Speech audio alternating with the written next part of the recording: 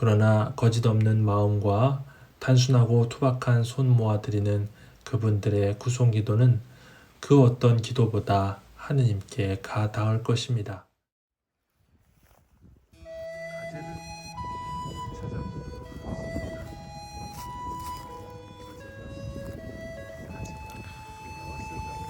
기도학교 톡 제3과 기도생활의 실천. 여러분 안녕하세요. 기도학교 톡 빠꼬신부입니다. 2019년 기도학교 톡 제1과 기도의 정의, 제2과 기도 여정의 준비에 이어서 2020년 조금 늦긴 하였지만 이제 제3과 기도생활의 실천에 대한 내용을 다루어 보려고 합니다.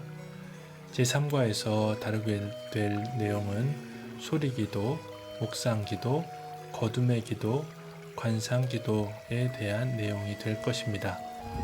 오늘은 3.1 소리기도를 먼저 다루어 보도록 하겠습니다.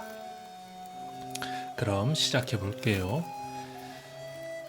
그리스도교 전통은 기도 생활의 중요한 세 가지 표현 방식, 곧 소리기도, 묵상기도, 그리고 관상기도를 인정해왔다.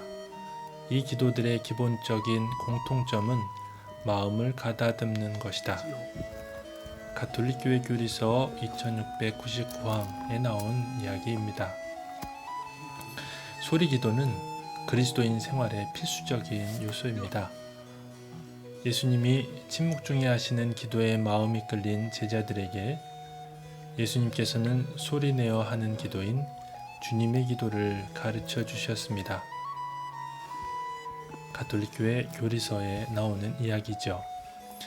주님, 요한이 자기 제자들에게 가르쳐 준 것처럼 저희에게도 기도하는 것을 가르쳐 주십시오. 너희는 기도할 때 이렇게 하여라.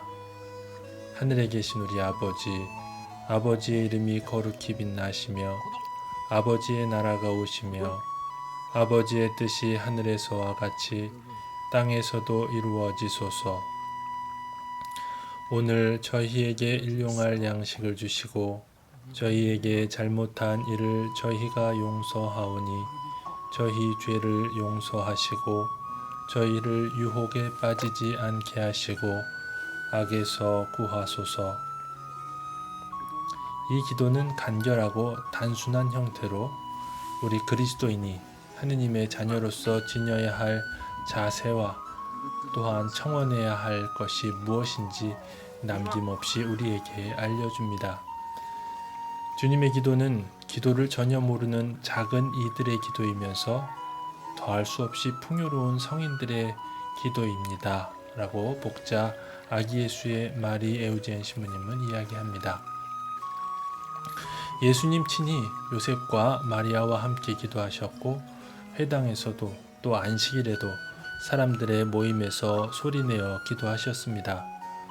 공생활 동안에도 여러 차례 당신의 마음을 아버지 하느님께 소리내어 기도하셨습니다. 겟세마니 동산에서도 당신의 괴로움을 하느님께 소리내어 말씀하셨습니다.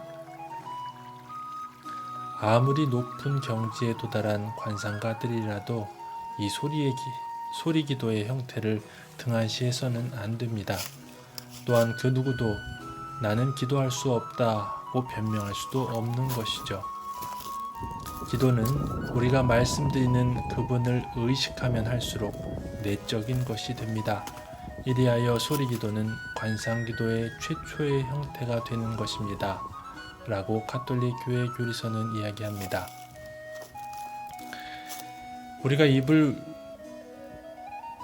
우리는 입을 외우는 기도밖에 할 수 없고 다른 것은 하고 싶지도 않다 라고 말할지도 모르겠습니다. 하는 게 아니라 참을성이 없어서 힘든 일은 아예 질색을 하는 사람들도 있고 기도가 습관화되지 않은 사람이 대뜸 정신을 가다듬으려면 어렵기도 합니다. 그들은 심신이 피로할까봐 입으로 외우는 기도 외에는 할 수 없고 알지도 못한다고 말하는 것입니다. 데레사 성녀는 이에 이렇게 이야기합니다. 입으로 외우는 기도라도 누구와 이야기한다는 것을 분명히 깨달으면서 잘하기만 하면 묵상 기도와 같습니다.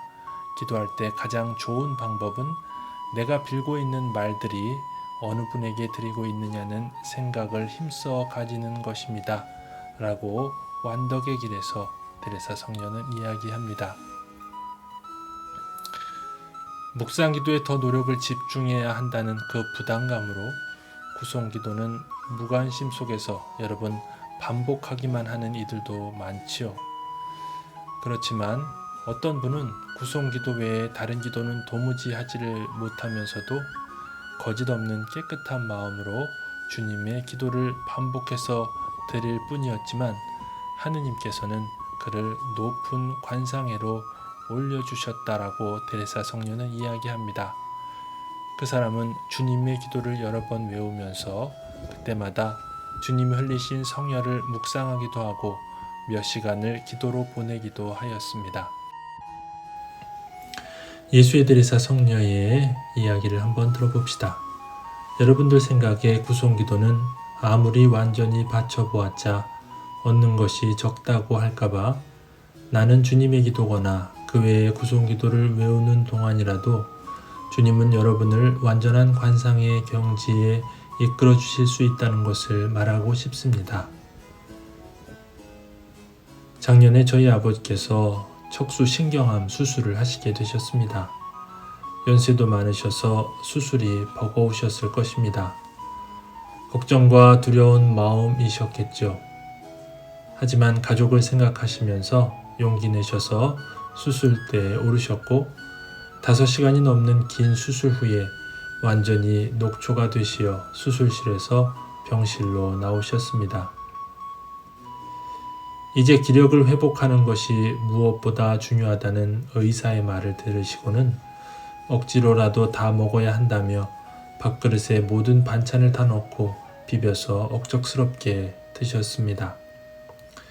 그 외의 시간에는 병상에 누우신 채 한시도 손에서 묵주를 놓지 않고 기도를 하셨습니다. 아버지의 그 차분하시면서도 평안하신 모습은 우리 가족들에게는 감동이었고 우리는 하느님께 감사를 드리게 되었습니다.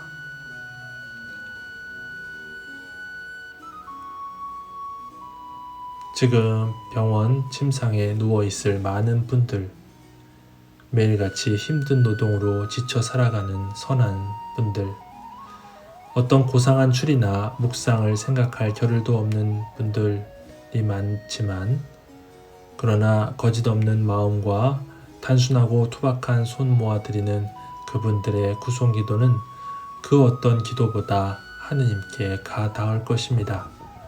하느님께서는 그분들께 따뜻한 위안과 사랑을 맛보게 해주실 것입니다. 마지막으로 소아드레사 성녀의 이야기를 하나 들어보도록 합시다. 어느 날 언니 즈느비에브 수녀가 소아드레사 성녀의 수방에 들어가게 되었는데 성녀는 부지런히 바느질을 하고 있으면서도 마치 깊은 관상에 잠겨 있는 것처럼 보였습니다. 그래서 소아드레사 성녀에게 묻습니다. 무엇을 생각하고 있어요? 드레사가 대답을 합니다. 주님의 기도를 묵상하고 있었어요. 선하신 하느님을 우리 아버지라고 부르는 것이 얼마나 감미로운지요. 그리고 그녀의 눈에는 눈물이 반짝이고 있었습니다.